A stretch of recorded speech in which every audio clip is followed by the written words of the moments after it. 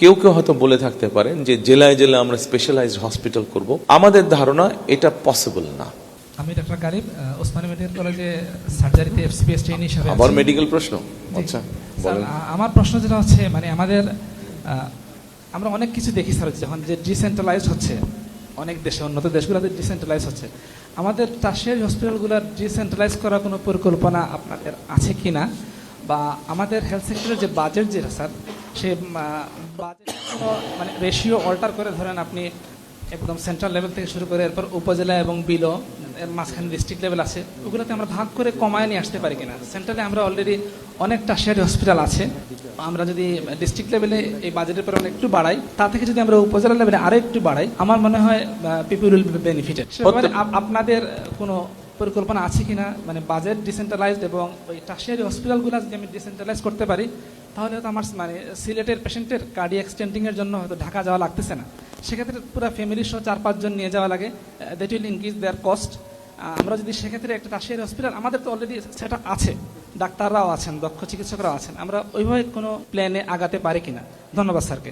আপনার প্রস্তাবটা খারাপ না, তবে একটা জিনিস আমাদেরকে বুঝতে হবে, আমাদের যেহেতু আমরা এখনো অত ধনী দেশ না, আমাদের রিসোর্স কনস্ট্রেইন যেহেতু আছে, আমরা সব জায়গায় স্পেশালাইজড হসপিটাল হয়তো বা তৈরি করা সম্ভব না। আপনি কার্ডিয়াক সমস্যার কথা বলেন, আপনি বোধহয় কার্ডিয়াক স্টুডেন্ট প্রবলি। আচ্ছা, আমরা স্টেন্টিং ধরি, বাইপাস ধরি, যেটাই ধরি বা এই ধরনের ধরি, এটা হতে পারে যে আমরা ইনিশিয়াল স্টেজটা, ধরেন ওসমানী মেডিকেল কলেজ ইনিশিয়াল স্টেজটা সে সামাল দিল।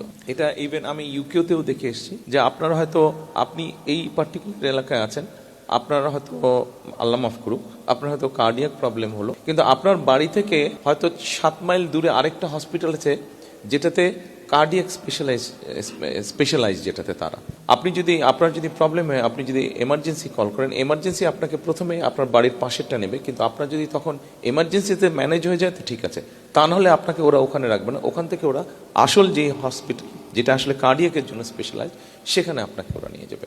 কেউ কেউ হয়তো বলে থাকতে পারেন যে জেলায় জেলায় আমরা স্পেশালাইজড হসপিটাল করব। আমাদের ধারণা এটা পসিবল না।